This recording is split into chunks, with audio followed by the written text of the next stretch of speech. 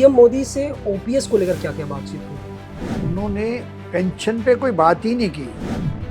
और बुलाया ओपीएस की बात बुलाया, करने हाँ, के बुलाया पेंशन के लिए बात करने के लिए, लिए। ओपीएस के लिए। उन्होंने सिर्फ 2-3 लफ्ज कहे। उन्होंने पेंशन पे कोई बात ही नहीं की।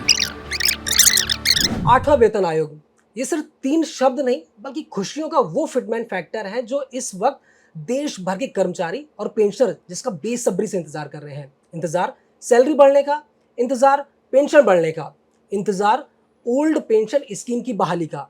खासकर तब जब 8वां वेतन आयोग देश भर में टहल टहल कर घूम घूम कर अपनी मीटिंग्स कर रहा है, कर्मचारियों के मुद्दे जान रहा है। अब सवाल ये है कि आखिर सैलरी बढ़ेगी कब, पेंशन कब बढ़ेगी, ऐसे कौन से मुद्दे हैं जो इस वक्त कर्मचारियों के सबसे ज़्यादा ज़रूरी हैं।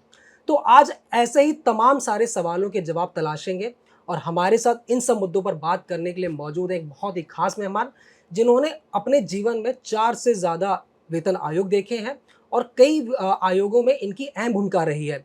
तो स्वागत करिए एनएफआईआर के working president DC Sharma ji का। सर, जागरण बिजनेस में बहुत बहुत स्वागत है। धन्यवाद। सर, सबसे पहले तो आपसे जानना चाहूँगा कि जो 8वें पे कमीशन का जो इतिहास रहा है, जब सैलरी 55 रुपये बेसिक सैलरी थी तब से 7वें वेतन आयोग तक 18,000 रुपये तक बेसिक पहुंची और अब बारी है कि सैलरी अब 69,000 के आसपास हो जाएगी बेसिक, जो हमारा फिटमेंट फैक्टर भी दिया गया है। तो सर, सबसे पहले तो मैं आपसे ये जानना चाहूँगा कि जो आपने अभी तक जितने भी वेतन आयोग देखे हैं, उनमें आपकी क्या भूमिका रही और कौन से ऐसे आयोग थे जो अब 8वें वेतन आयोग के दौरान कुछ सिमिलरिटी उसमें दिखाई दे रही है? देखिए, भारतीय रेलवे ये वर्ल्ड में तीसरे नंबर पे है जी। और सबसे बड़ी इंडस्ट्री है भारत के अंदर। जी। देश की एकता और अखंडता में को कायम रखने में भारतीय रेलवे का बहुत बड़ा रोल है। जब भी इस देश पे आपदा आती है, भारतीय रेलवे, उसके कर्मचारी, पूरी प्रशासन पूरा रोल अदा करते हैं। तो उसके जो कर्मचारी हैं जिनकी संख्या आज 12.5 लाख है, जी। तो एक सिस्टम बना हुआ है 1947 से कि पे कमीशन जो कर्मचारी है उनका वेतनमान कैसा होना चाहिए। उस बेसिस पे ये 7 पे कमीशन बैठ चुके हैं और तकरीबन 4th पे कमीशन से मैं भी इसमें इन्वॉल्व हुआ हूँ। जी। हमेशा यही होता है कि जब 8-10 साल के बाद पे कमीशन बैठता है तो उस 8-10 साल के अंदर क्या क्या महंगाई का इंडेक्स हुआ है और क्या नई टेक्नोलॉजी आई है, क्या चीज़ बढ़ी है, कर्मचारियों के परिवार के लिए क्या होना चाहिए जिससे उनकी लिविंग लाइफ जो है मेंटली जो उनको टेंशन ना हो, आराम से नौकरी के साथ अपने परिवार को पालन पोषण कर सकें। उसी बेस को लेके ये वेतनमान बनाने के लिए एक फार्मूला डॉक्टर अकॉर्ड ने बनाया। जी। बहुत पुराना फार्मूला है। उस फार्मूले के अंदर कि एक फैमिली में कितने मेंबर हैं, उस मेंबरों को जीने के लिए क्या क्या चाहिए, जिसके अंदर तकरीबन 14 आइटमें हैं। जी। और मेजर जो है चावल, दाल, आटा, घी, चीनी, गेहूँ, मेडिसन, बच्चों की एजुकेशन, इन तमाम बातें हैं। जी। और अब जैसे जैसे नया युग आता जा रहा है, टेक्नोलॉजी की बढ़ रही है। पहले मोबाइल फ़ोन नहीं होते थे, अब मोबाइल है। नया मोबाइल है। इतना कंप्यूटराइजेशन नहीं होता था, अब कंप्यूटराइजेशन है। एजुकेशन का स्टैंडर्ड बढ़ गया है। उसके मुताबिक जो है, और फैमिली में जो पुराना सिस्टम है डॉक्टर रिकॉर्ड का कि हस्बैंड वाइफ और 2 बच्चे, जी। 3 यूनिट जो है पुराने फार्मूले से काउंट होते आ रहे हैं। लेकिन वो गलत है। जिन्होंने जन्म दिया, जिन्होंने पाल पोस के बराबर बड़ा किया, एजुकेशन में दिया, लाइफ बनाने में सहयोग किया, अब आज हम उनको इग्नोर कर रहे हैं। तो इस 8वें पे कमीशन में हम लोगों ने ये फैसला किया, नेशनल काउंसिल ने, और खासकर NFIR ने हम्म, कि फादर मदर, ये 2007 का सुप्रीम कोर्ट का फैसला भी है जी। कि वो फैमिली मेंबर हैं, हम्म, तो उनको भी ऐड करके 5 यूनिट पे ये कैलकुलेशन होनी चाहिए। तो वो 5 यूनिट के लिए हमने कैलकुलेट किया कि मार्केट में क्या रेट है, हम्म, उस रेट के मुताबिक मल्टीप्लाई फैक्टर क्या होना चाहिए। हम्म, मल्टीप्लाई फैक्टर मिनिमम सल बेसिक पे सैलरी क्या होनी क्या चाहिए? होनी चाहिए। इन तमाम बातों को लेके सारी चीज़ों को जोड़ के जब हमने देखा कि मल्टीप्लाई फैक्टर 3.883 83। होना चाहिए, जी। क्योंकि ऐसे पे कमीशन भी है जिसमें 40% भी इंक्रीज हुआ। जी। लेकिन साथ में पे कमीशन में उस समय हमारा महंगाई भत्ता काफ़ी बड़ा हुआ था, हम्म, सिर्फ 14.29 इंक्रीज हुआ। हम्म, उसमें लगा क्योंकि वो महंगाई भत्ता मर्ज होने से हमारा वेतन जो है बेसिक पे बढ़ी, हम्म, लेकिन जितनी बढ़नी चाहिए थी उतनी नहीं पुराने बढ़ी। उतनी नहीं बढ़ी। हम्म, तो इन बातों को नज़र रखते हुए हमने ILO का 1957 का फार्मूला और रिकॉर्ड का फार्मूला फैमिली यूनिट में हम्म, मल्टीप्लाई फैक्टर प्रपोज किया 3.83। 83 का। और उसके साथ साथ हमने ये भी किया कि इसको करने के लिए जो वेतन है, वेतन में पुराना सिस्टम है कि 750 950, हम्म, उसके बाद वही चलता आ रहा है। अभी भी लास्ट 7 में पे कमीशन में 5200 20,200। हमने कहा नहीं, अब पुराना सिस्टम बंद करके जो मल्टीप्लाई फैक्टर में मिनिमम वेज बनती है वो रनिंग स्केल होना चाहिए। जब तक उसकी नेक्स्ट प्रमोशन नहीं आती तब तक उसमें इंक्रीमेंट में उसका स्टैग्नेशन नहीं आना चाहिए। ये एक प्रपोज किया और मिनिमम वेज हमने 69,000 रुपया हम्म, उसमें रखा। जी। जितनी हमारे पास 236 कैटेगरी हैं भारतीय रेलवे के रेलवे में, अंदर, जी। और बाकी क्योंकि भारतीय रेलवे का दूसरी इंडस्ट्री से कंपेयर नहीं कर सकते, वर्किंग कंपेयर नहीं हो सकती जो है, ड्यूटी कंपेयर नहीं हो सकती है इनका, क्योंकि ये एक ऑर्गेनाइजेशन ऐसी है, ये देश के नागरिकों की ऑब्लिगेशन के लिए बनी है, जी। सेवा भाव से बनी है। प्रॉफिट इनकम सेंटर वाला जो है शुरू से ये नहीं है। अब काफ़ी इसमें ये बात आ रही है कहाँ से प्रॉफिट होगा, कैसे होगा, उस तरह की बातें कमर्शलाइज करने की बात ज़्यादा आ रही है। लेकिन एक्चुअली शुरू से है कि हम देश के नागरिकों को कम पैसे में सुरक्षित यात्रा कैसे करा सकते हैं, उसके लिए ये सारा सिस्टम बना हुआ है। उसी सिस्टम को चलाने के लिए जो उसके सिस्टम को चलाता है उसको जीने के लिए ये एक तरीका बना है। नंबर 1 तो इस तरीके को भी बदलना चाहिए। क्यों बदलना चाहिए? बैंकों में हर 5 साल बाद एक परमानेंट वेज रिव्यू कमेटी बनी है, और इसमें भी बन सकती है। आप 5 साल बाद जो है सारा कैलकुलेशन करके, इतना लंबा झूठ है ही नहीं है, बर्डन भी पड़ता है, एरियर भी देना पड़ता है, तो ये परमानेंट वेज रिव्यू कमेटी बन जाए। उसमें आपके जो नॉमिनेटेड हैं plus trade union national level पे है उनको इन्वॉल्व करके डिस्कस करें, जैसे इसमें डिस्कस करता है, जो ड्यू है वो हमें दें। तो इसमें हमने मिनिमम 69,000 किया, मैक्सिमम 2,59,500 किया। और दूसरा, 4th पे कमीशन पे मिनिमम और मैक्सिमम में अंतर था। उसमें अंतर ये था कि जब महंगाई भत्ता बढ़ता था तो जो गजटेड था वो 75% का बढ़ता था उनका, जो नॉन गजटेड था 100% बढ़ता था। उस समय जो मिनिमम और मैक्सिमम का अंतर था 1.9 का था, आज बहुत बड़ा अंतर है। इस अंतर को भी कम करना चाहिए, क्योंकि जो हमारे कैटेगरी ऐसी है, कईयों में तो टीए वाला जो पोर्शन बहुत ही मिनिमम है, ट्रैवलिंग अलाउंस, वो भी एक पैकेज है अलाउंस से। जो हमारा गजटेड है उसमें प्रोविज़न है ज़्यादा, जहाँ जाते हैं रेट भी अच्छा है। तो इसलिए जो हार्ड वर्क करते हैं उनकी पे और उसमें जो है इतना अंतर नहीं होना चाहिए।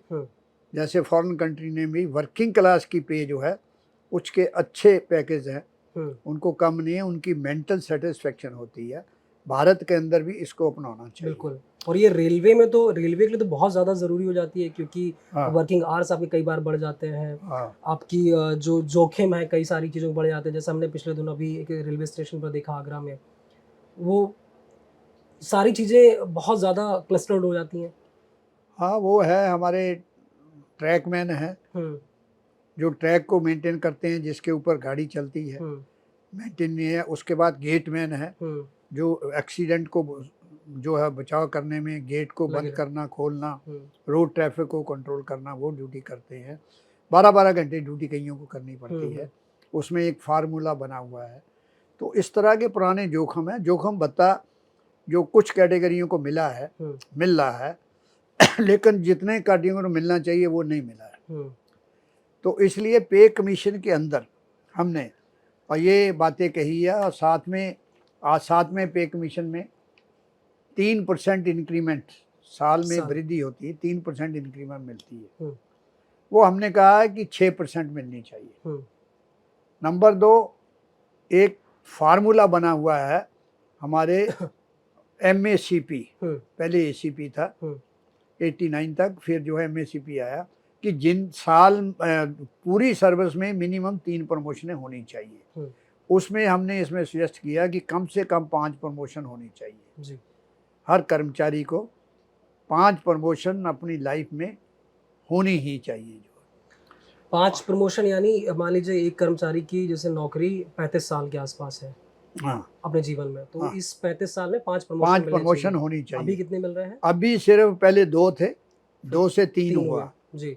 3 से ज़्यादा प्रमोशनें अगर नॉर्मल वैकेंसी है हुँ, तो वो, क्योंकि जब यंग जनरेशन आती है हुँ, तो गैप बहुत बढ़ जाता है, बहुत लेट प्रमोशनें मिलती जी। हैं। ओल्ड है, रिटायर होते हैं, हुँ, डेथ हो जाती है, उनको मिलती है। जी। इसलिए हमारी सजेशन है कि मिनिमम हुँ, 5 प्रमोशनें उनको मिलना मिलनी चाहिए। चाहिए। जी। तो इसी तरह जो डीए का फार्मूला है, हुँ, डीए का 1964 से पहले कोई फार्मूला नहीं होता हुँ, था। ये formula national Federation of Indian railway man ने ही लड़ाई करके संघर्ष करके बनाया। हुँ, और जबकि दूसरी जो फेडरेशन है हमसे पहले की बनी है, हुँ, उनका ये व्यू था कि डीए का फार्मूला नहीं बन सकता। उसने इसको विरोध किया, उसमें पार्टिसिपेट नहीं किया। केवल national Federation of Indian railway man ने हुँ, कमेटी बना के भारत सरकार से डिसएग्रीमेंट किया। उसके बाद दास कमेटी बनी, हुँ, कोर्ट हाई कोर्ट का एक रिटायर्ड जज उसका चेयरमैन बना। हुँ, उसके बेसिस पे कि महंगाई भत्ता कैसे मिलना चाहिए, उसका फार्मूला बना, जो जब तक गवर्नमेंट अदारा कारपोरेशन वगैरह रहेगी हुँ, वो फार्मूला चलता रहा है, महंगाई भत्ता उसी से मिलता है। लेकिन पुराना सिस्टम है कि 12 महीने का एवरेज इंडेक्स लेते हैं। जी। हमने इसमें ये भी सजेस्ट किया है कि वो 12 महीने का नहीं, 6 महीने का लेना चाहिए। हुँ, 6 महीने का इंडेक्स लेके उसके मुताबिक जो है महंगाई एक्चुअली मार्केट रेट पे होना हुँ, चाहिए। अभी जो बास्केट का सिस्टम और है, एक्चुअली महंगाई रेट पे नहीं मिलता, हुँ। इंडेक्स नहीं बनता, वो भी मिलना चाहिए। मतलब आप ये कह रहे हैं जो साल भर में 2 बार डीए हाइक होता है, वो हाँ 1 बार के कैलकुलेशन पर होता है। हाँ आपकी जो डिमांड है, वो आप ये चाहते हैं कि पहले 6 महीने जो बढ़े, वो एक बार, देन हाँ, इसके बाद जो अगली बार जो हाइक हो, वो आज के कैलकुलेशन के हिसाब से, जो महँगाई भत्ता जो महँगाई जो बढ़ रही, उसके हिसाब उसके से हो। हिसाब से होना जी, चाहिए, मार्केट के एक्चुअली हाँ, हिसाब से होना चाहिए। ठीक है। और सर हाँ, जी सर। इसी तरह एक हमने ये भी कहा है कि एक यूनिट को, हुँ, एक मेंबर को कितनी कैलोरी चाहिए, हुँ, वो भी कैलकुलेट करके हमने सजेशन किया कि 3490 कैलोरी एक इंसान को चाहिए हुँ, जीने के लिए। उसके हिसाब से ये हमने मिनिमम और मैक्सिमम वो बनाया। ठीक। तो उसमें हमने केवल 7 प्रपोज किए हैं, हुँ, इतने कम करके, जो पहले चल रहे थे कम करके 7 को प्रपोज किया है हुँ, कि ये नेक्स्ट में होना चाहिए। जी। और इसी तरह अलाउंसेस हमारे पास कई तरह के अलाउंसेस है, और 8-10 तरह के अलाउंसेस हैं। कौन-कौन से हैं इनमें? इसमें ये है कि डीए है, डीए, टीए, एचआरए। डीए है, टीए है, नाइट ड्यूटी अलाउंस है, ओवर टाइम अलाउंस है, सिटी अलाउंस है, एचआरए अलाउंस है, ये इस तरह किया। इसमें भी हम लोगों ने सजेस्ट किया है जैसे नाइट ड्यूटी, रात को ड्यूटी करते हैं, क्योंकि रेलवे 24 आवर चलता है, रेलवे कभी बंद नहीं होता, 365 दिन चलता है। रात में अगर हम नहीं चलाएंगे, हमारी गाड़ी चलाने की जो इंजन है, कोचेस है, उसका शेड्यूल नहीं होगा तो नहीं चल पाएंगे। तो इसलिए एक फार्मूला बना वो महंगाई उसका नाइट ड्यूटी अलाउंस का, कि रात को 10 बजे से सुबह 6 बजे तक जो करेगा उसको नाइट ड्यूटी अलाउंस पर आवर्स में ऐसे मिलेगा। अब गवर्नमेंट ने धीरे धीरे ये कर दिया, जो नॉन गस्टेड स्टाफ है, एसएससी है, इनको डिप्राइव कर दिया। नॉन गस्टेड क्या है सर? नॉन गस्टेड है जो हमारा स्टाफ ग्रुप सी का है, उसको हम नॉन गस्टेड बोलते हैं जी। ग्रुप डी अब खत्म कर दिया है, ग्रुप सी के है। वो जो ग्रुप सी है सारा नॉन गस्टेड है, ग्रुप बी ए वो गस्टेड है, ठीक। गस्टेड अलाउ नहीं है, नॉन गस्टेड। लेकिन नॉन गस्टेड को भी जो एसएससी हैं, सीनियर सुपरवाइजर है, वो भी शिफ्ट में ड्यूटी करते हैं, लेकिन उनको गवर्नमेंट ने डिप्राइव कर दिया है, लिमिट कर दिया है। ये उनके साथ इनजस्टिस है। जब वो नाइट ड्यूटी करते हैं तो बिना सीलिंग लिमिट के जो है रात्रि भत्ता नॉन गस्टेड स्टाफ को मिलना चाहिए जी। ये भी हमने प्रपोजल इसके अंदर दी हुई है। सर जैसे भी पिछले दिनों दिल्ली में जो मीटिंग हुई थी 8वें वेतन आयोग की, जिसमें चेयरपर्सन रंजना प्रकाश देसाई जी भी थी, तो उस दौरान आप भी रहे थे, मीटिंग में मौजूद थे। उस दौरान क्या क्या बातें हुई थी कि ऐसे कौन से मुद्दे थे जिन पर आपने सबसे प्रमुखता से जिन उनके सामने उठाया था, ऐसे कौन सी बातें थी जिन पर उन्होंने सहमति जताई? देखिए, फर्स्ट मीटिंग तो इंट्रोडक्टरी मीटिंग हुई जी। उसमें जो है चेयरपर्सन रंजना देसाई जी नहीं थी, सेक्रेटरी ने चेयर किया था। उसके अंदर हमने इंडियन रेलवे क्या है, इंडियन रेलवे में कितनी कैटेगरी है, इंडियन रेलवे की वर्किंग क्या है, वो एक्सप्लेन किया। क्योंकि ज़्यादातर मेंबर नॉन रेलवे ऑफिसर्स हैं, अभी बाद में इन्होंने 2-3 रेलवे ऑफिसर इंडक्ट किए हैं, तो उनको समझाने में हमें टाइम लगा। और उन्होंने एक ऐसा, क्योंकि इस बार जो है फिजिकली डिस्कशन कम है, सारा डिजिटलाइजेशन के थ्रू है जी। कि जो भी आपने देना है, मेमोरेंडम देना है, कुछ भी करना है, साइट दे दी, उस पर आप भेजो। तो उसके अंदर इन्होंने शुरू में कर दिया कि कोई भी थीम होगी 3500 वर्ड से ज़्यादा नहीं उसको देंगे। 3500 वर्ड 3500 वर्ड से ज़्यादा। जैसे ये है कि टोटल ये 3500 से ज़्यादा नहीं होनी चाहिए। हमने उनको बताया कि भाई हमारे पास तो एक कैटेगरी में इतनी कैटेगरी हैं, तो हम तो एक्सप्लेन ही नहीं कर पाएंगे जी। बिल्कुल, सेक्रेटरी को ये समझाया, उनकी समझ में भी आया। पहले तो उन्होंने ये कहा कि ठीक है, आपको हम इंडिपेंडेंट कैटेगरी वाइज अलाउ कर देंगे, लेकिन बाद में उन्होंने सोचा कि बाकी दूसरे भी डिफेंस है, स्टेट के है, दूसरे भी कहेंगे तो इतनी बात ना करके उन्होंने उसका 10,000 वर्ड कर दिया। उससे उसने क्वेश्चन भेजे, क्वेश्चन का हमने जवाब बना के भेजा।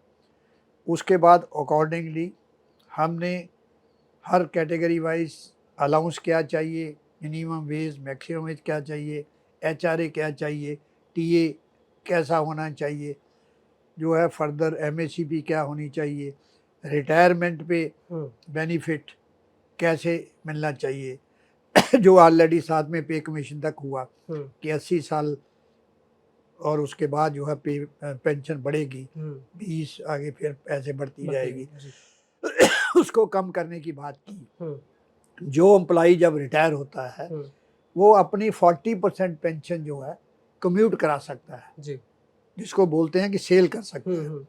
उसका उसको 1 रुपए के बदले में 8.5 रुपए के करीब मिलते हैं। मतलब जब अगर वो कम्यूट करता है, तो कम्यूट करता है 40% कर सकता है जो पेंशन बनती है। उसको 15 साल में वो उस पर इंटरेस्ट गवर्नमेंट लेती है। इंटरेस्ट लेने के बाद जो है 15 साल बाद फिर रिस्टोर कर देती है। वो हमने ऑलरेडी कोर्ट में भी कुछ लोग गए कि ये गलत है। 12 साल में टोटल अमाउंट कंप्लीट हो जाता है, वो 11 साल बाद रिस्टोर होनी चाहिए जी। और ये 80 साल नहीं है, 65 साल से शुरू हम्म। होना चाहिए। ये भी हमने हम्म। उनको प्रपोजल दी है। जी। HAR का भी बताया है। हम्म। फेस्टिवल एडवांस हमें मिलते थे हम्म।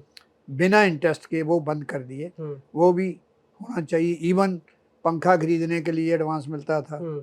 तो अब कंप्यूटर के लिए भी शुरू किया हम्म। विदाउट इंटरेस्ट, वो बंद कर दिए, हम्म। वो भी मिलनी चाहिए। जी। इसी तरह वर्किंग वुमेन के लिए भी फैसिलिटी जो है उनको प्रॉपर स्केल मिलना चाहिए। जैसे अब रनिंग में ड्राइवर में भी आ गई हैं, हम्म। ट्रेन मैनेजर में भी आ गई हैं, दूसरे कैटेगरी में है, उनका सेपरेट सारा सिस्टम होना चाहिए। हम्म। ड्राइवर होते हैं तो रनिंग रूम उनका सेपरेट होना चाहिए, उनका जो किचन सिस्टम है वो सेपरेट होना चाहिए। इस तरह की तमाम प्रपोजल बना के हमने जो है पे कमीशन को सौंपा सबमिट है। की है। जी।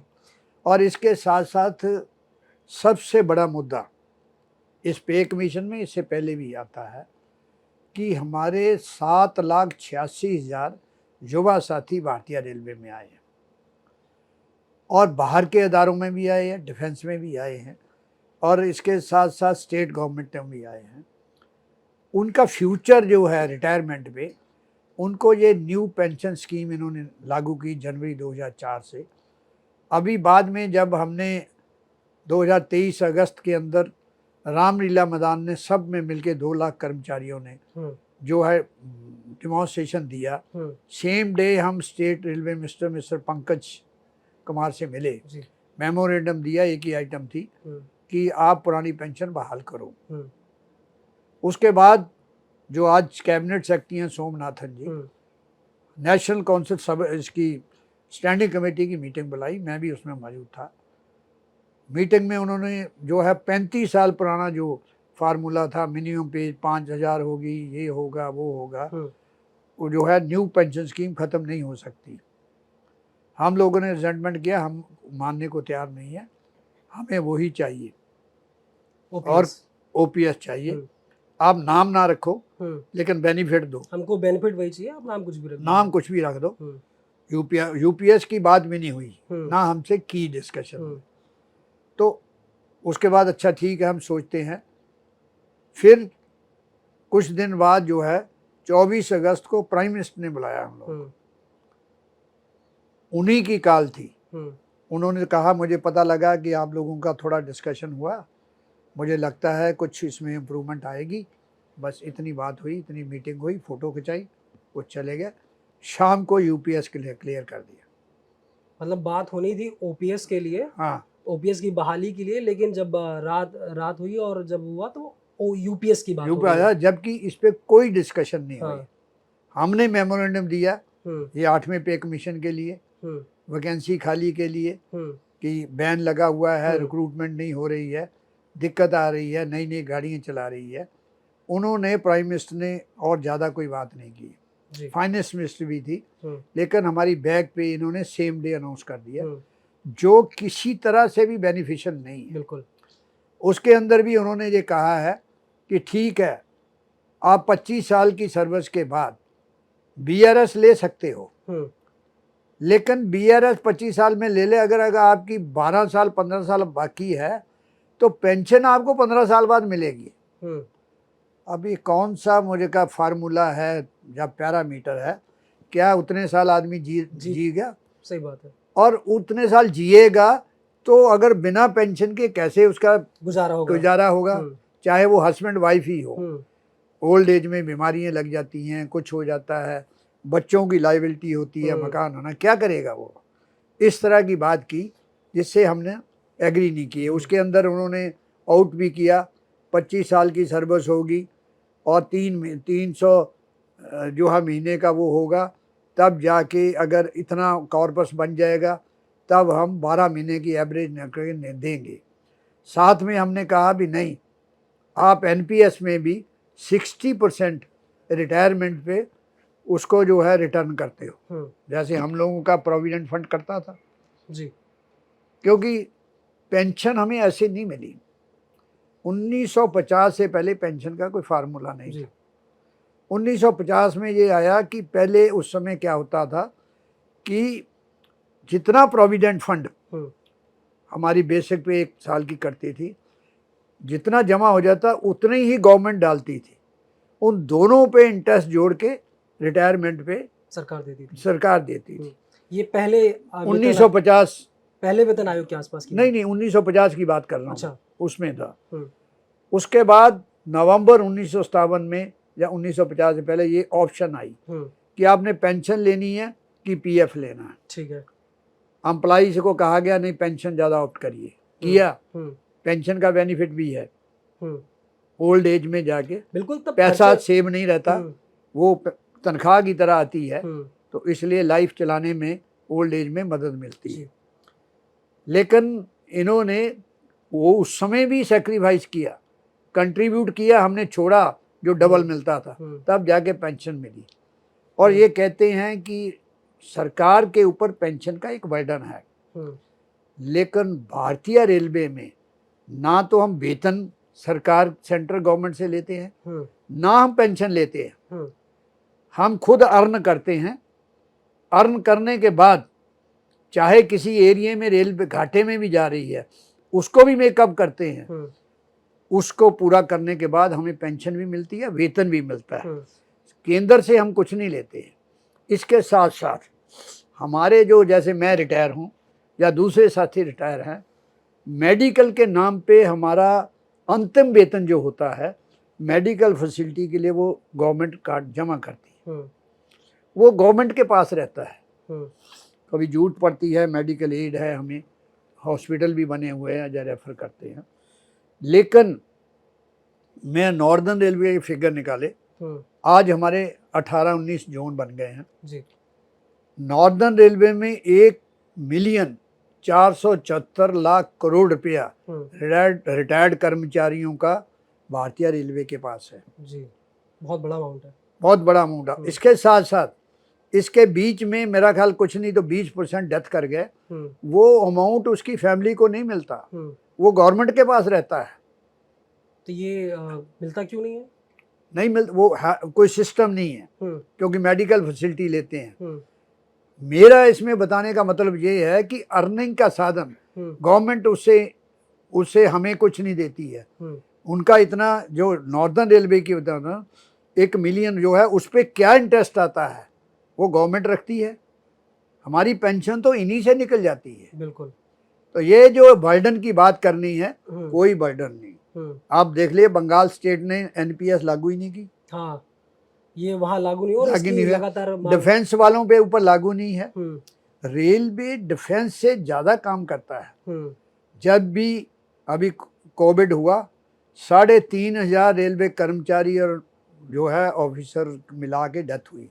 किसी को 10 रुपए भारत सरकार ने नहीं दिया फैमिली को। और कोविड के भत्ते अलग, और कोविड के जो है कोई भत्ते नहीं मिले।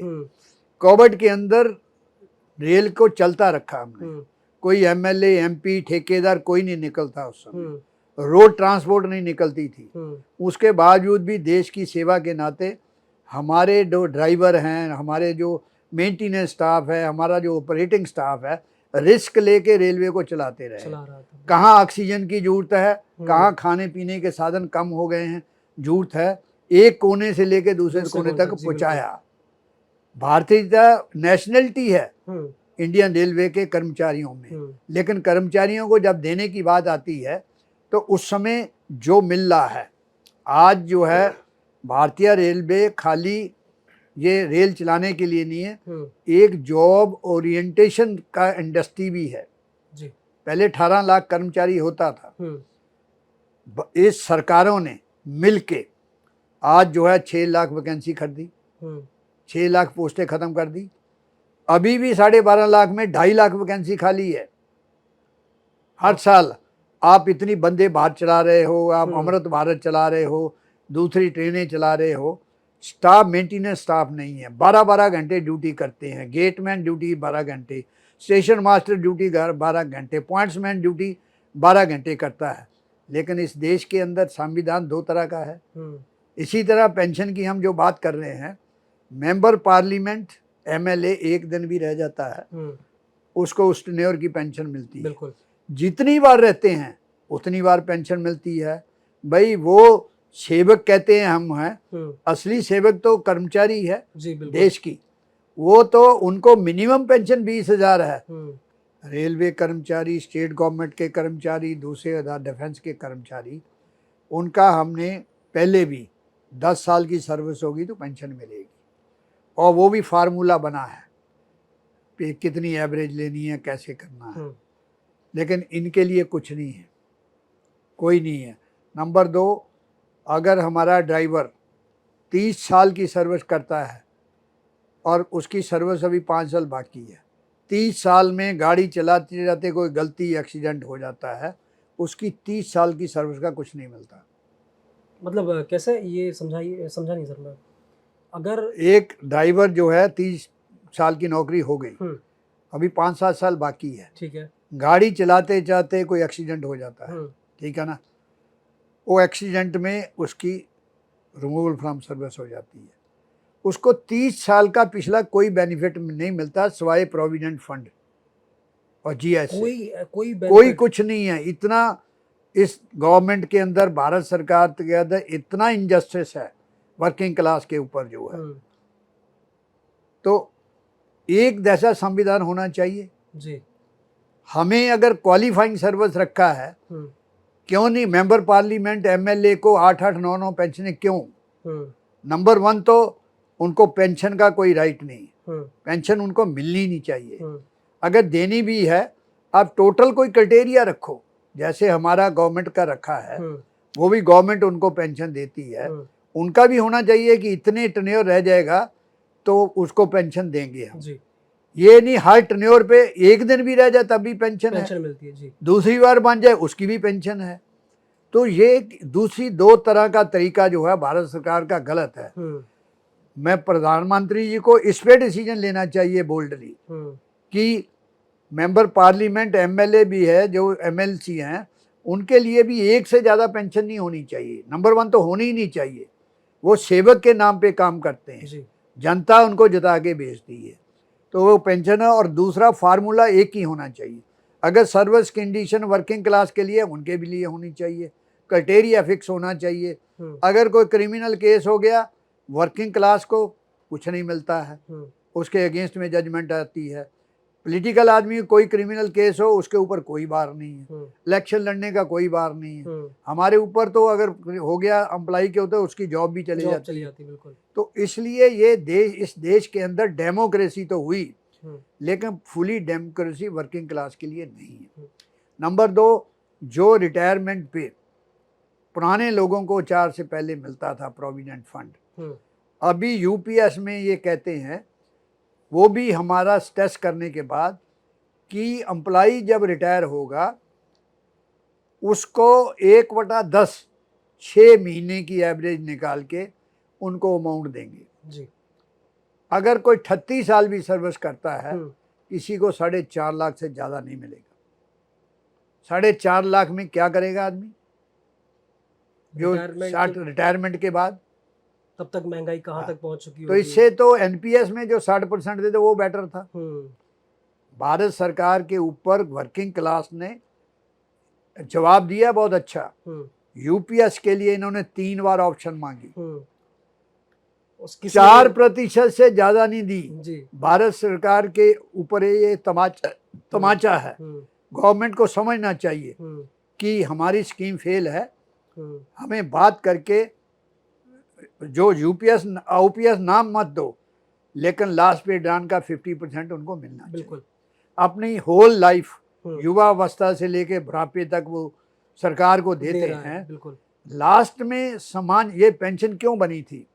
सोशल लाइफ को सम्मानजनक जीने का एक तरीका था कि जो इंसान, जो बाप अपने बच्चों को हमेशा ऐसे करता है, रिटायरमेंट पे उसको हाथ ना फैलाने पड़े जी, कि मुझे जूते चाहिए, मुझे दवाई चाहिए, मुझे कपड़े चाहिए, उनसे उसको आशा मांगना ना पड़े।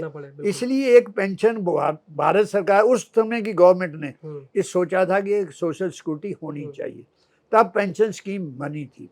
आज क्या सोशल सिक्योरिटी नहीं जुड़ता है? केवल मेंबर पार्लियामेंट को ही जुड़ता है, बाकियों को नहीं जुड़ता है। 747 ये टोटल बनते हैं, इन्हीं को जरूरत हुई। बाकी जो इतनी देश की सेवा कर रहे हैं, हर तरह से काम करते हैं, उनके लिए कुछ नहीं है।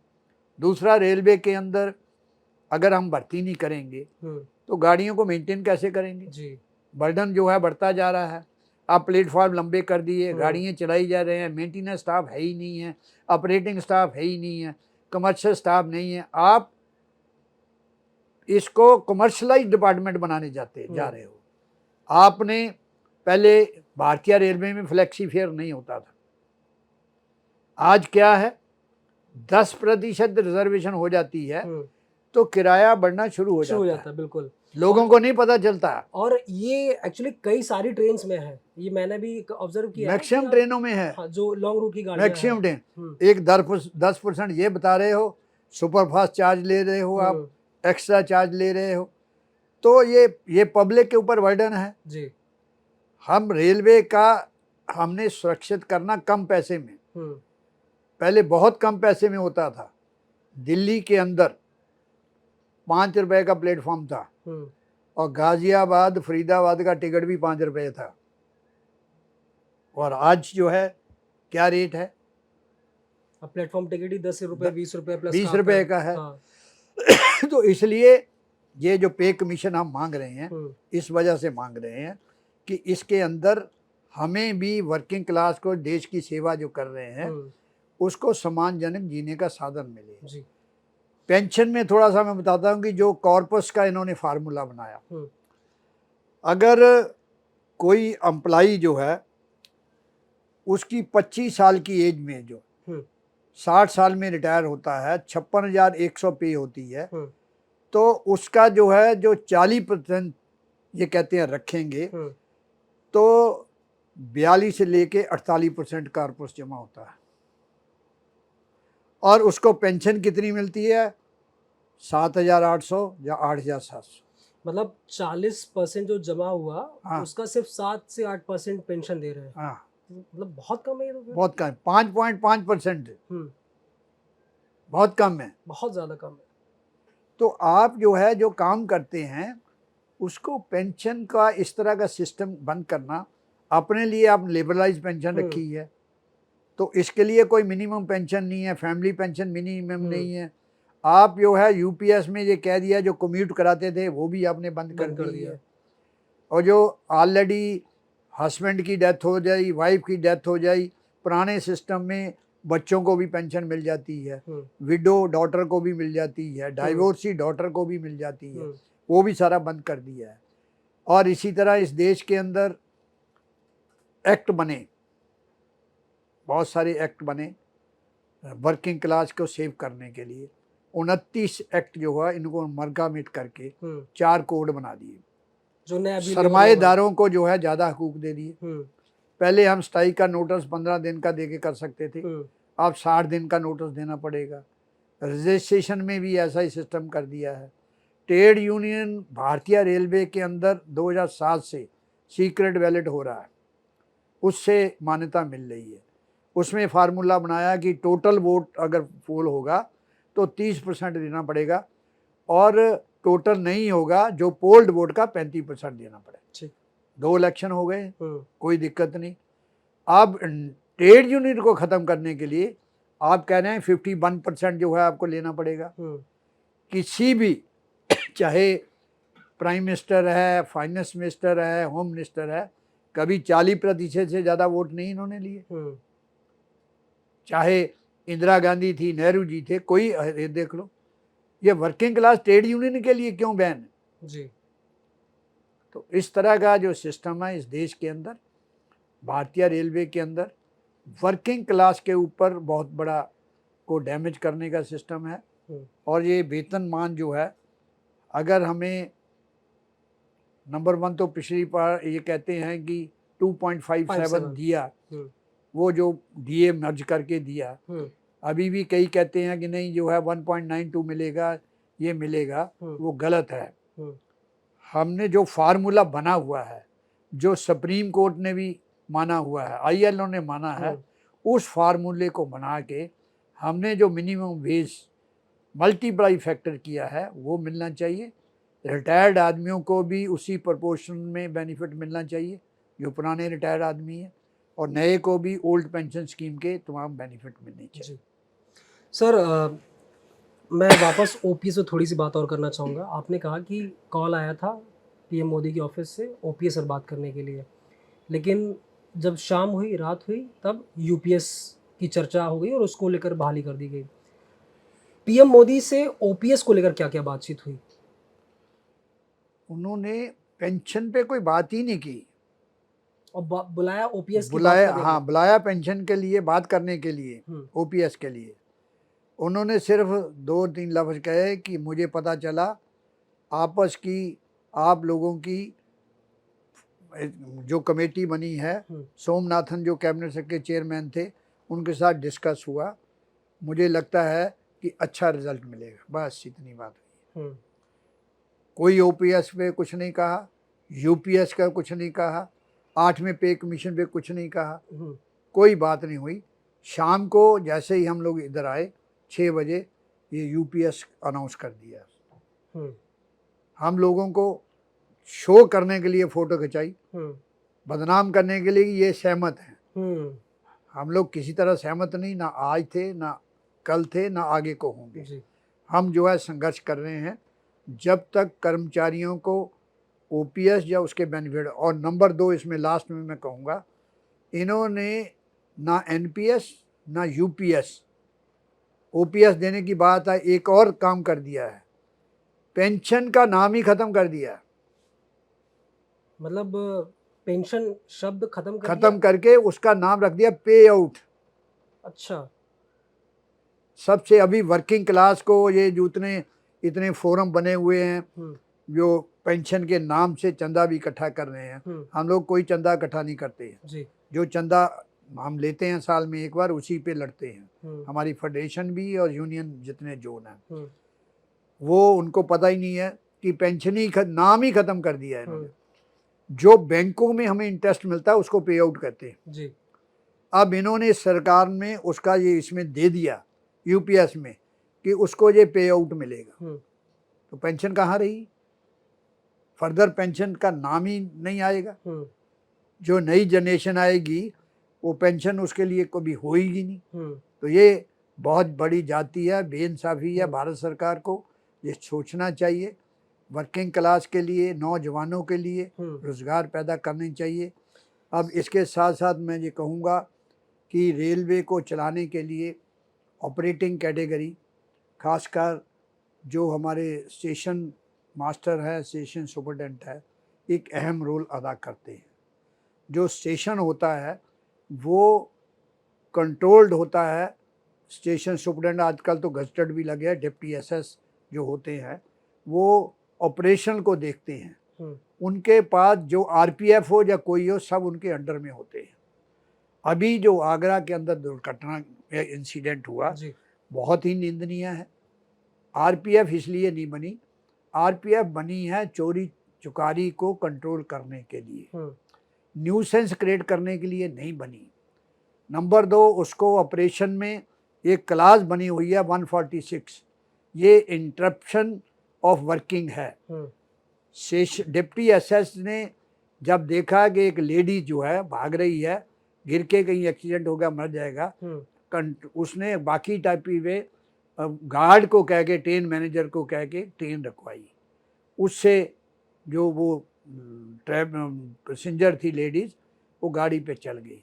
आरपीएफ वाले भाग के उसको गए तो उन्हें चेन पुल की, हुँ, उससे अनऑथराइजली पैसे भी इकट्ठे किए और उसके बाद डिप्टी एसएस से गाली गलौज किया। हुँ, उसको जो नहीं होना था उसको घसीटा।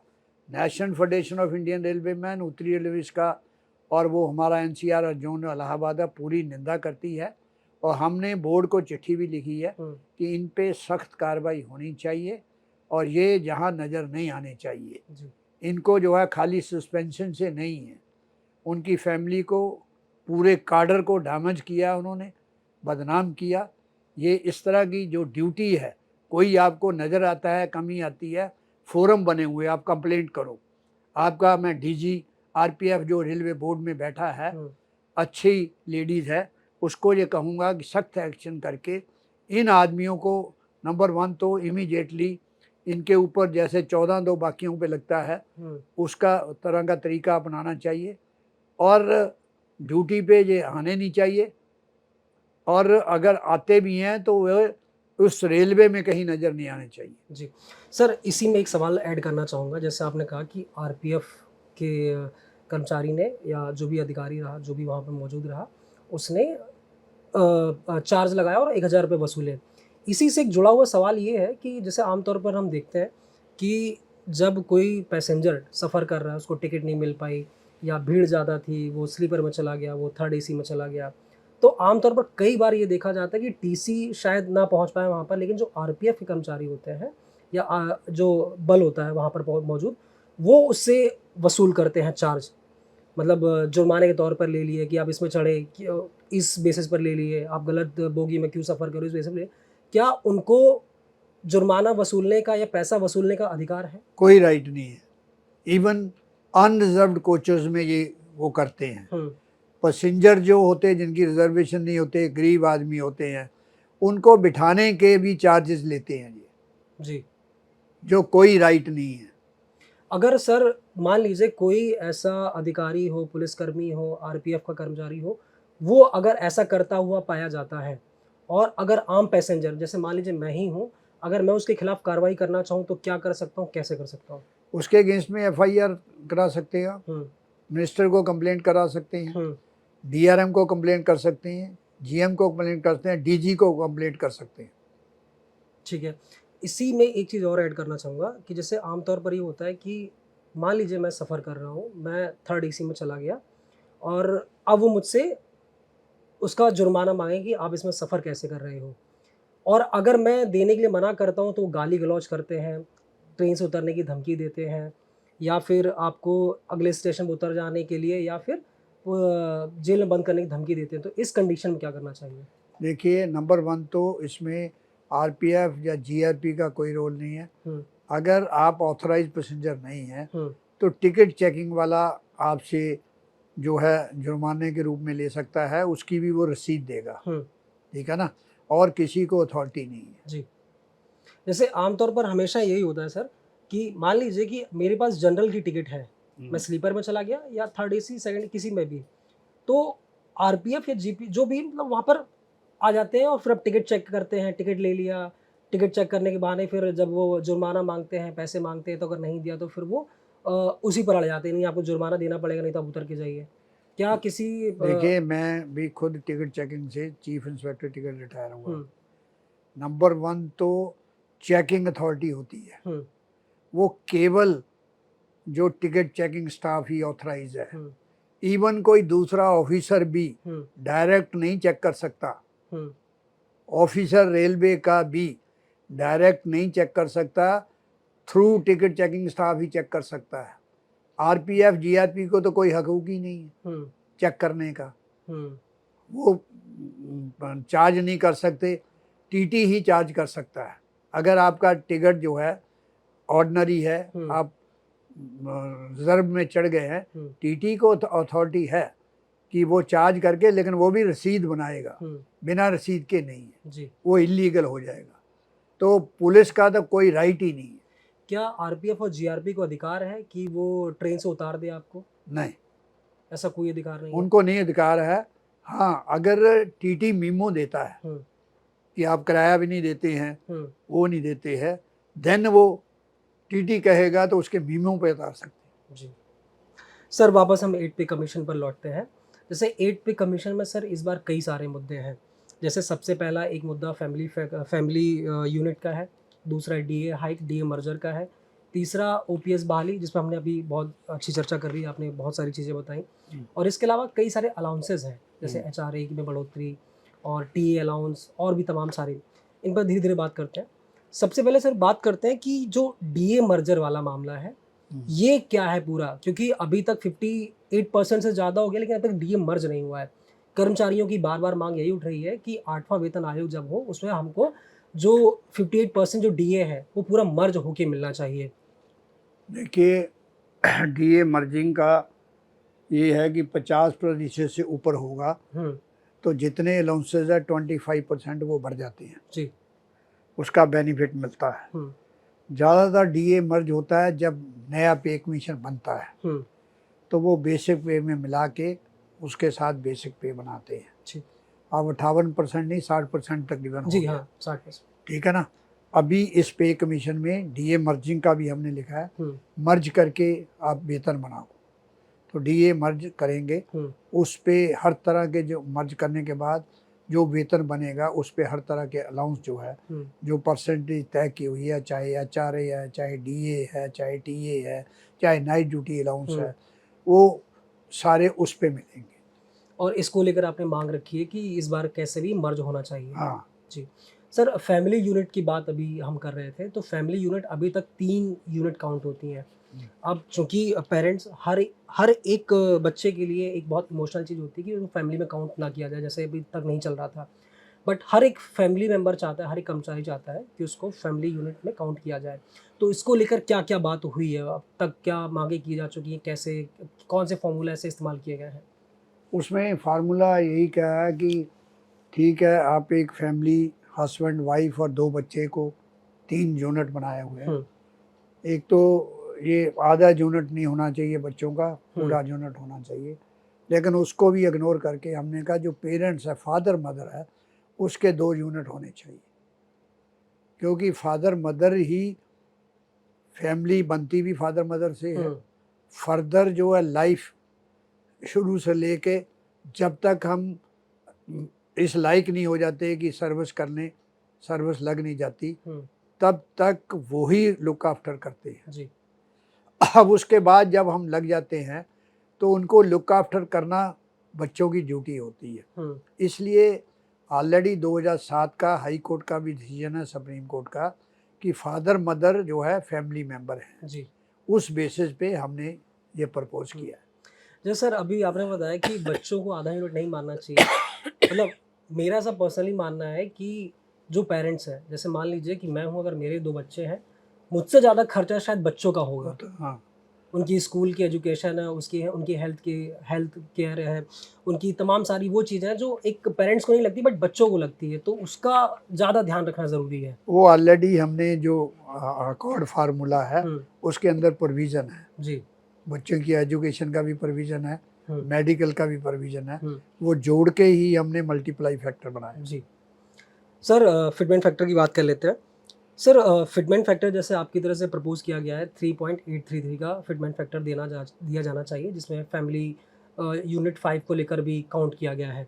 लेकिन बाहर कुछ लोगों का कहना है, ऐसे लोग हम कभी खबर करते हैं या हमारे पास कॉल आते हैं, मेल आते हैं, उसमें कहा जाता है कि आप लोग भले ही कितना भी बात कर लीजिए, लेकिन ये फिटमेंट फैक्टर जो है आपका 2.29 या 2 पॉइंट के आस-पास ही रहेगा। क्या सच्चाई है इसकी? देखिए, अगर लास्ट टाइम से कम फिटमेंट फैक्टर देने की कोशिश की, हुँ, उसके ऊपर जो है एजिटेशन होगा। जी, National Federation of Indian Railwaymen हुँ, और उसके 18 जोन हुँ, उस पे एजिटेशन करेंगे। जी, क्यों करेंगे कि जो डीए मिल रहा है उसको मर्ज करने के बाद जो पिछला अपने 2.57 मिला तो उससे तो ज़्यादा मिलना चाहिए। हुँ, हुँ, और फिर तरीका गवर्नमेंट ऑफ इंडिया ने कोर्ट के आर्डर से बना हुआ है। सुप्रीम कोर्ट ने अकॉर्ड फार्मूला को भी ऑलरेडी एग्री किया हुआ है। हुँ, जो हमारी इंटरनेशनल लेबर आईएलओ है, 1957 ने भी उसको एग्री किया हुआ है। हुँ, उस बेसिस पे मल्टीप्लाई फैक्टर हमने हुँ, बनाया। हमने हवा में बात नहीं की है, जी, हम अर्न करके देते हैं। हुँ, जितना रेलवे में तो हमने कहा कि अगर बढ़ भी जाएगा तब भी हम टॉलरेट करेंगे। हुँ, अगर भारत सरकार से रेलवे नहीं चलती तो मैं दावे से चैलेंज में करता हूँ, ये फेडरेशन ट्रेड यूनियन को रेलवे दे दे, हुँ, हम इनसे बेटर चलाएंगे और जो फैसिलिटी एक नागरिक को मिलनी चाहिए उस पूरी फैसिलिटी भी देंगे। जी, क्योंकि इसके अंदर अभी सरकार कह रही ना मैं खाऊंगा ना खाने दूंगा, हुँ, लेकिन वो कुछ भी बंद नहीं हुआ। हर चीज़ के अंदर, हर कॉन्ट्रैक्ट के अंदर जो भ्रष्टाचार है, चीज़ स्टैंडर्ड का मटेरियल नहीं आता, हुँ, रेट स्टैंडर्ड के होते हैं। हुँ, कोचेज़ पे पेंट जो किया जाता है, हुँ, पेंट का स्टैंडर्ड का रेट है, वो पेंट 3 महीने में ही उसका कलर चेंज हो जाता है। ऐसा क्यों? स्टैंडर्ड फर्म के जो मटेरियल, चाहे वो कोचेस के पुर्जे हों, चाहे वो इलेक्ट्रिक इंजन के हों, चाहे वो डीजल इंजन के हों, जो एक्चुअली स्टैंडर्ड की कंपनियों का वो मटेरियल यूज़ नहीं करते, इसलिए एक्सीडेंट भी होते हैं, लाइफ भी कम होती है। इस पे सरकार को ट्रांसपेरेंसी लानी चाहिए, जब वो कहती हैं कि हम ना खुद खाएंगे ना खाने देंगे। इस बात पे ये वो करें। ये ट्रैक मैनों को शूज़ मिलते हैं, किसी कंपनी के नहीं है, वो लिखा हुआ है कि वो शूज़ आप स्टैंडर्ड कंपनियों का नाम लिखे हुए हैं, उसके बराबर दो। उस कंपनी के नहीं है, हमने उस कंपनी के दे दो, आप रेट उसका दे रहे हो। वो जो ट्रैक मैन हमारा ट्रैक पे चलता है, 3 महीने नहीं जूते चलते वो, ठीक है साल में 2 बार देते हैं, लेकिन बाकी तो उनको अपना ही यूज़ करना पड़ता है। तो इसलिए इस देश के अंदर, हमारे अंदर जो कहना चाहिए, हर नागरिक अंदर नेशनलिटी होनी चाहिए। जो पैसा ये एक लाइफ सेविंग है, ट्रेन के अंदर जो यात्री करते हैं, एरोप्लेन के यात्री करते हैं, वो ये भी चाहते हैं कि हम सेफ जाए। सेफ जाने के लिए उनकी मेंटेनेंस के लिए प्रॉपर मटेरियल नहीं होगा, प्रॉपर मेंटेनेंस नहीं होगा। इवन आप देख लीजिए कि इन्होंने कैरेज वगैरह में सफाई का ठेका दे दिया, पानी पूरी तरह कोचेस से नहीं भरता है। अब ये डेवलपमेंट के नाम से पुरानी बिल्डिंगें गिरा रहे हैं, और जबकि नीड क्या है हमारी आज तक, चाहे ये रेल मंत्री या पहले रेल मंत्री है, क्या ये बता सकते हैं कि देश को आज़ाद हुए इतने वर्ष हो गए, गाड़ी में हम पीने का पानी मुहैया नहीं करा सके? जी बिल्कुल सर, ये कई बार बात अखर जाती है। आप जो है स्टेशन को गिरा गिरा के, प्लेटफॉर्म जो है बार बार तोड़ के, बिल्डिंग जो है बनाने से क्या होगा? आज जो ऑर्डिनरी डिब्बे में यात्रा करता है उसकी क्या कंडीशन है? बिल्कुल। आप उसमें कैपेसिटी होती है 55 की, आप टिकट देते हो 500 का, 500 को क्यों भाई? बसेस में भी ज़्यादा 5-7% से ज़्यादा नहीं होता। अभी तो मैं आज एक वीडियो देख रहा था, और ये हम जो है आज तक कोई सरकार, ये सबकी फेलियर है। हम चाहे पैसेंजर ट्रेन है, आज सारे मैक्सिमम एसी ट्रेनें हो गई, उसके अंदर पानी क्यों नहीं कर सके? दूसरा, अभी मैक्सिमम एसी कोचेस हैं, उसके अंदर राजधानी शताब्दी, वंदे भारत में तो कैटरिंग का सिस्टम थोड़ा सा ठीक है। हर 2-3 कोच में इन्होंने फ्रीज़र लगाए हुए हैं, ओवन लगाई हुई है और दूसरा साधन लगाया है। लेकिन जो लॉन्ग रूट की ट्रेनें हैं, जो फर्स्ट एसी में यात्रा करता है, ये प्राइम मिनिस्टर, इसको रेल मंत्री को देखना चाहिए, वहाँ जाते हैं, उसके अंदर जो कैटरिंग का खाना सप्लाई होता है, उसको रखने को जगह नहीं है, वो टॉयलेट के पास आके उसको स्टैकिंग करते हैं। जी। आप क्यों नहीं जो है वंदे भारत राजधानी शताब्दी में जो कैटरिंग का सिस्टम कैबिन बनाया, उसमें खाना रहे, हॉट केस रहे, वो उस तरह का सिस्टम क्यों नहीं कर पाए? होना चाहिए। बिल्कुल। अब वहाँ बाहर ओपन पड़ा रहता है खाना, और एक तो ठंडा हो जाता है। अपर क्लास का कोच आप लास्ट में जाके लाते हो, जो सबसे ज़्यादा किराया देते हैं, जहाँ इंजन के साथ लाते हो।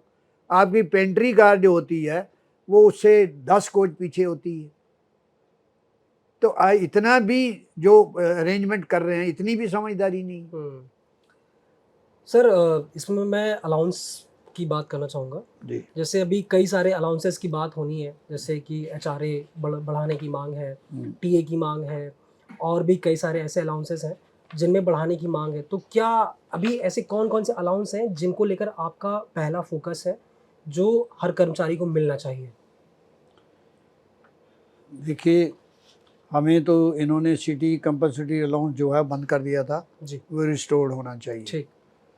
HRA जो सिटी के मुताबिक महंगाई है, उसके मुताबिक, मतलब टायर 1, टायर 2, टायर 3 सिटीज के हिसाब से HRA मिलना चाहिए। अभी कितना मिलता है टायर 1 सिटी में?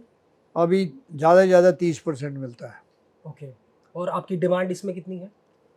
हमारी डिमांड है कि सिटी की जो क्लासिफिकेशन है उनके मुताबिक कम से कम 35% जो है वो HRA मिलना, 40% मिलना चाहिए एक्स का और वाई का 35% और जेड का 30% ये मिलना चाहिए। और ये DA के साथ जो है लिंक्ड होना चाहिए। जब DA बढ़े तो ये भी बढ़ना चाहिए जी।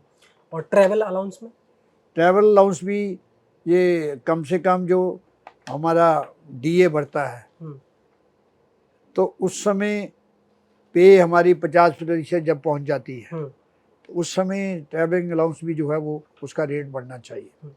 ये बढ़ाते नहीं है, उसके लिए हमें 25% कहते हैं, 25% नहीं 50% जो है वो TA का रेट बढ़ना चाहिए।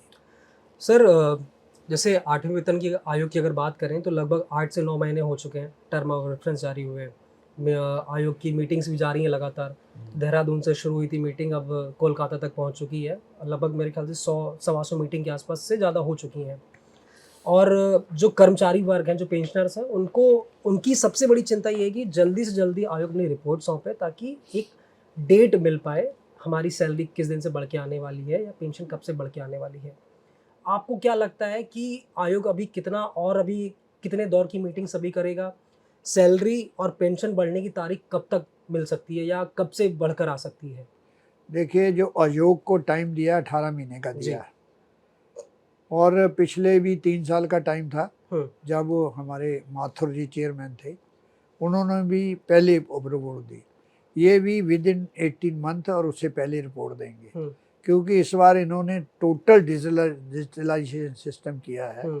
सिर्फ ये डिस्कशन करेंगे नेशनल लेवल पे, बाकियों पे डिस्कशन करने जगह जगह जाके बात कर रहे हैं।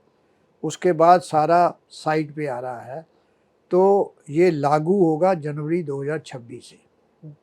मतलब 1 जनवरी, मतलब 31 दिसंबर 2025 को 7वां वेतन आयोग खत्म हो चुका है और 1 जनवरी 2026 से लागू माना जाएगा ये।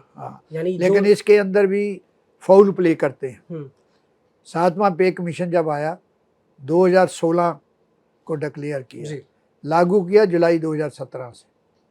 मतलब फिर से बताइए सर, 2016 से आ गया था और लागू किया 2017 से। 17 जुलाई 2017 से वो उतना पीरियड का एरियर कर्मचारियों का खा गया। सर ये एक बहुत बड़ा सवाल है जो बार बार मुझसे लोग कई पूछ भी चुके हैं कि जैसे 7वां वेतन आयोग खत्म हुआ और जो टर्म ऑफ रेफरेंस जारी हुए उसमें ऐसी कोई डेट मेंशन नहीं है जहां पर 1 जनवरी 2026 से लागू माना जाएगा, ऐसी कोई तारीख नहीं है। तो बार बार सबके मन में सवाल यही आ रहा है कि जो सैलरी बढ़कर आएगी वो क्या 1 जनवरी 2026 से आएगी या फिर जब लागू होगा तब से मिलेगी। दूसरा सवाल एरियर का है इसमें कि एरियर जो लागू होगा वो 1 जनवरी 2026 से ही मिलेगा या फिर जब लागू होगा, मतलब जब से सैलरी बढ़कर आई तब से मिलेगी। जैसे आपने बताया कि वो 6 महीने का आपका लगभग एरियर नहीं मिला, क्या ऐसी कोई संभावना अभी भी है? ऐसी बिल्कुल है, ये गवर्नमेंट फला रखती है। 7वें पे कमीशन में भी रखा जी। हम आज तक लड़ रहे हैं कि जुलाई 2017 से आप दे रहे हो जबकि 16 में ऑलरेडी रिपोर्ट आ गई थी, 16 से लागू होना चाहिए था। इसमें भी यही है, इन्होंने अनाउंस किया है, टर्म्स ऑफ रेफरेंस में ये मेंशन नहीं किया कि जनवरी 2026 से करेंगे, जिससे लगता है कि ये भी इसमें भी इस तरह की कोई ना कोई फाउल प्ले करेगी गवर्नमेंट। तो इससे लोगों को नुकसान है। इसके साथ साथ भारतवर्ष के अंदर कभी भी कर्मचारियों का जो फार्मूला बना है, जो महंगाई भत्ता मिलता है, कभी फ्रीज नहीं हुआ जी। ये पहली सरकार है जिसने 3 किस्तें कोविड के नाम से फ्रीज करके रिलीज नहीं की और कर्मचारी लगातार मांग कर रहे हैं हमको मिलना चाहिए। उससे नुकसान हुआ, DCRG में नुकसान हुआ, पेंशन में नुकसान हुआ और करंट में नुकसान हो रहा है। इस पे कमीशन में भी नुकसान होगा।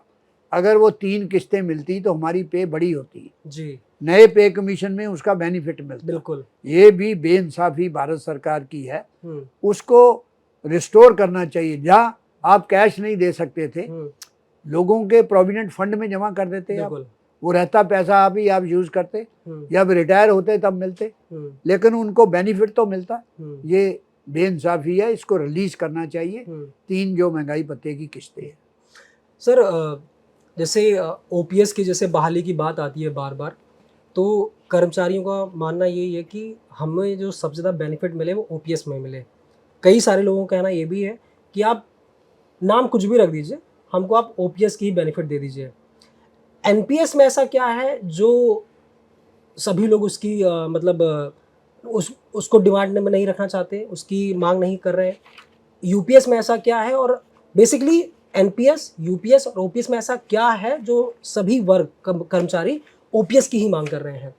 उसका कारण है कि ओपीएस नंबर 1 तो वेतन से कोई पैसा नहीं कटता था। ठीक। सबसे ओपीएस के अंदर मिनिमम पेंशन की गारंटी थी। हम्म। ओपीएस में लास्ट पे ड्रान का 50% पेंशन मिलती ही मिलती थी। ठीक।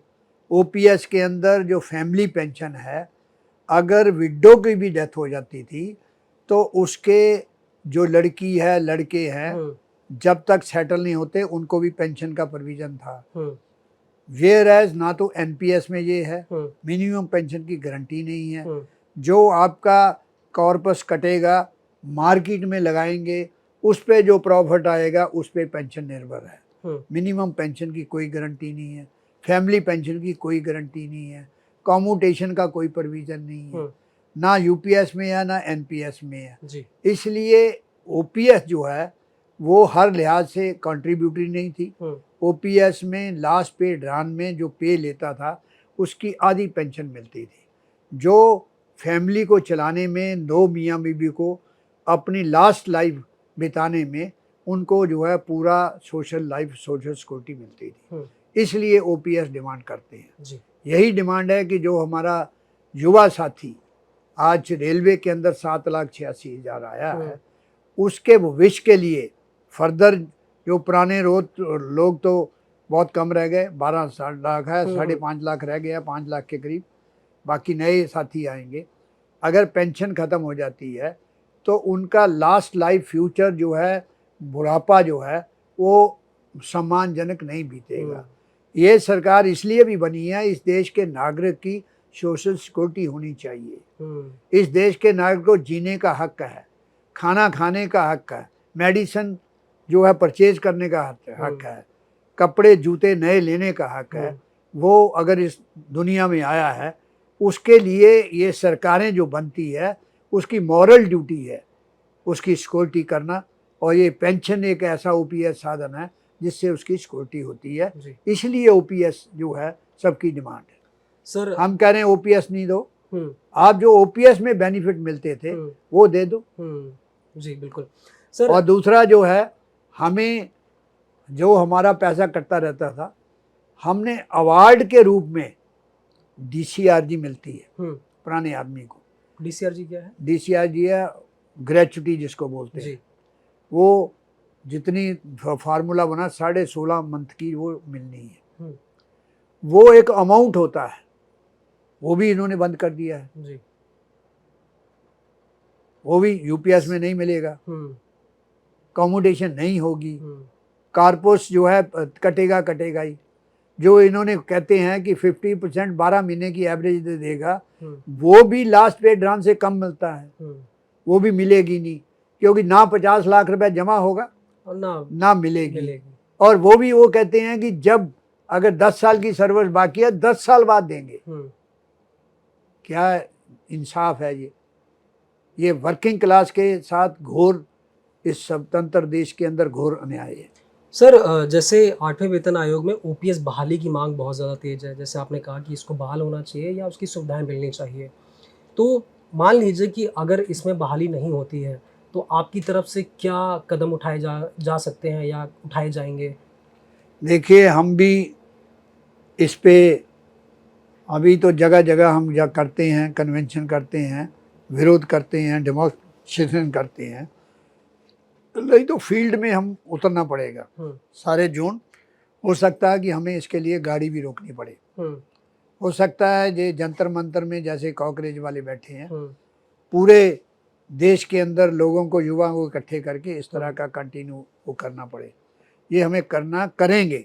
मतलब एक बड़ा हल्ला बोल हो सकता है। जब तक ये बहाल नहीं होती, इस डिमांड को हम नहीं छोड़ेंगे, इसको पूरा करा के छोड़ेंगे। हालांकि हमारा काउंटर जो AIRF है उसने सरेंडर कर दिया है, वो JCM का सेक्रेटरी है, वो हमारे साथ जॉइंट फोरम बना के बैकआउट हो गया है और UPS को सपोर्ट कर रहा है।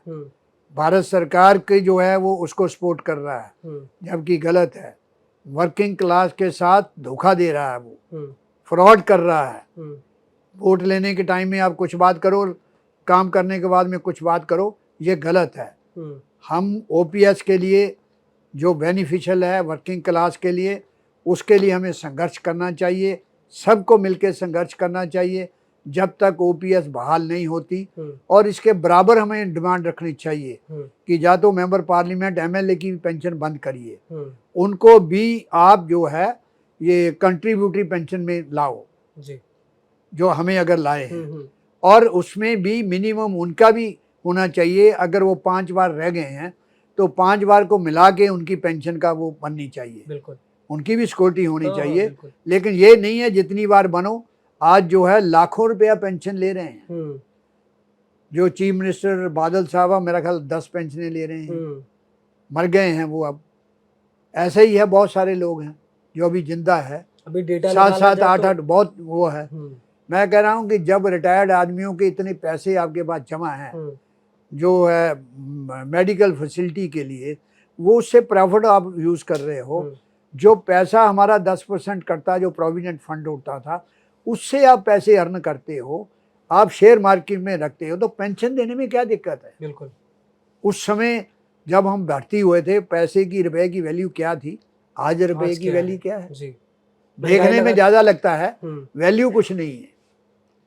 इसलिए इंडिपेंडेंटली देश के नागरिक को, वर्किंग क्लास के मान सम्मान से जीने के लिए OPS का होना बहुत जरूरी है।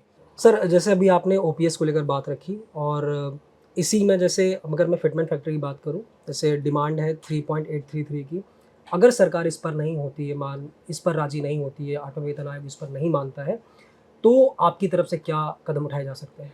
देखिए, जब ये पहले 5th 6th पे कमीशन आया था, 6th पे कमीशन में मिनिमम 20% का बेनिफिट मिला था, जो बहुत ही कम मिलता था। उस समय इमीडिएटली नेशनल काउंसिल ने हंगर स्ट्राइक पे बैठ गए थे। उस हंगर स्ट्राइक का नतीजा तीसरे दिन ही ग्रुप ऑफ मिनिस्टर से मीटिंग हुई, वो 40% का बेनिफिट हुआ जी। तो इसमें भी नहीं करेंगे तो इमीडिएट हम ज्वाइंट एक्शन एक प्रोग्राम बनाएंगे, तमाम सेंट्रल गवर्नमेंट की फेडरेशनों को मिलके, उसमें ज्वाइंट एजिटेशन करके, तो हमें जो फिटमेंट फैक्टर प्रॉपर नहीं मिलेगा तो उस पर हम स्ट्रगल करेंगे, एजिटेशन करेंगे, जो भी स्टेप लेना पड़ेगा वो लेंगे।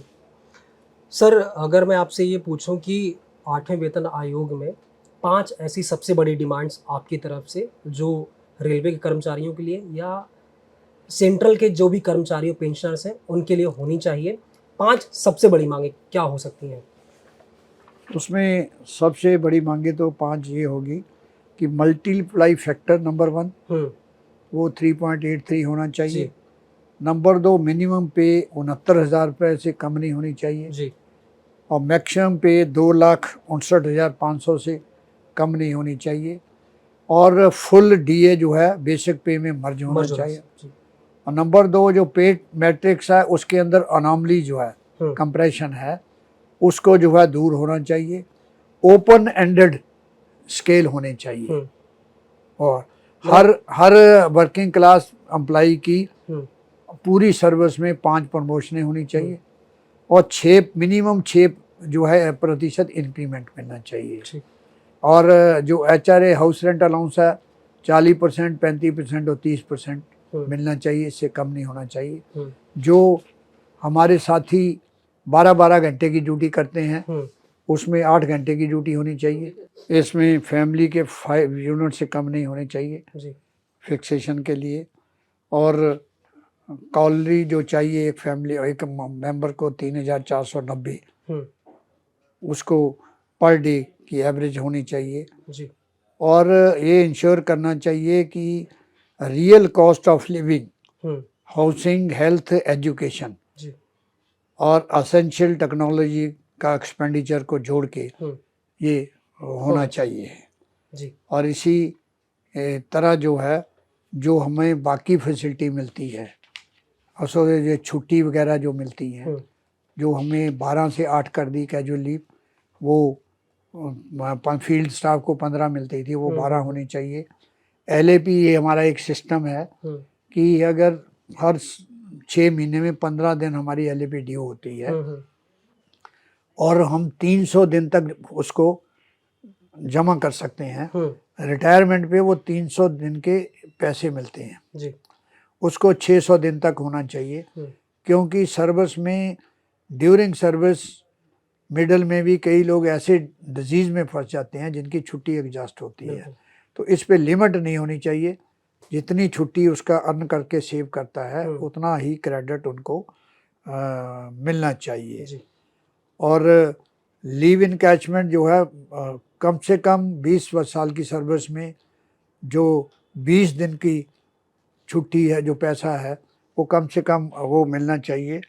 और जो हमारी एक मेडिकल HAP मिलती है LAP के अलावा, उसका भी क्रेडिट नहीं मिलता है, उसको भी पूरा क्रेडिट जोड़ के हमें मिलना वो चाहिए। इसमें नेशनल हॉलीडे अलाउंस, वो उसका रेट बहुत कम है, उसका वेजेज के अनुसार ही रेट फिक्स होना चाहिए, क्योंकि 1968 में जो फार्मूला बना था वही चल रहा है, उसको चेंज करना चाहिए। और ये इसके लिए मैटरनिटी लीव जो है 240 दिन की है, उस पर रिस्ट्रिक्शन है कि 2 बच्चे हैं तो 240 दिन की वो ले सकते हैं। ये जो बैन है ये भी ख़त्म होना चाहिए जी। एक जो मैटरनिटी लीव पे जाती हैं उनकी इंक्रीमेंट उस पीरियड में सेंक्शन नहीं होती जी। वो उसको इंक्रीमेंट का बाकी लीव पे जो है मिलता है। और जो रनिंग स्टाफ में ड्राइवर का काम करते हैं, रनिंग अलाउंस नहीं है, उनको रनिंग अलाउंस नहीं देते हैं, वो भी उनको बेनिफिट मिलना चाहिए।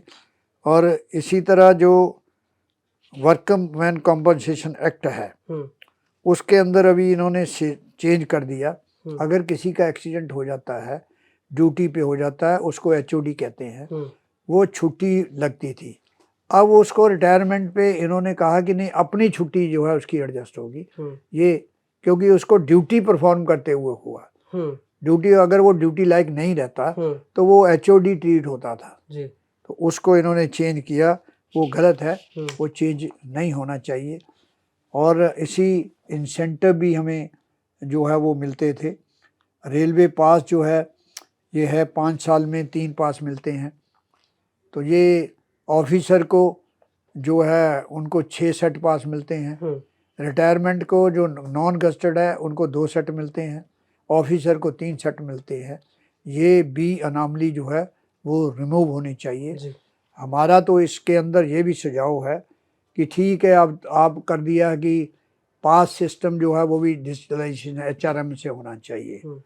हम तो ये सुझाव देती हैं NFIR कि आप पास सिस्टम बंद कर दीजिए, चाहे एक एम्प्लाई जो है उसको आप 1 लाख किलोमीटर अलाउ कर दीजिए, जितने किलोमीटर हो और उसकी फैमिली हो वो माइनस करते जाइए, उसको जो है उसका बेनिफिट मिले। आप पास सिस्टम को दूसरे चीज़ में, नई चीज़ में लाइए, ये कर दें तो ज़्यादा अच्छा है, तो ये झंझट ही जो है ख़त्म हो। उसमें जितना ट्रैवल करेंगे उस पर उतना अलाउ करके उसमें माइनस करते जाएं, जब ख़त्म हो जाएगा तो ख़त्म हो गया। एक साल में कितने होना चाहिए, जो बाय 5 और 3 की बजाय ये कर दे तो ज़्यादा अच्छा होगा। सर एक आखिरी सवाल मैं आपने से लेना चाहूँगा जी कि अभी तक तो ये तमाम सारी बातें हुई, फिटमेंट फैक्टर बात हुई, OPS बहाली पर बात हुई, DA मर्जर पर बात हुई, मैं ऐसे कौन से सुझाव हैं जो आप 8वें वेतन आयोग को देना चाहते हैं कि ये हर कर्मचारी के लिए लागू होने चाहिए? ऐसे कौन से 5 सुझाव बताएंगे आप?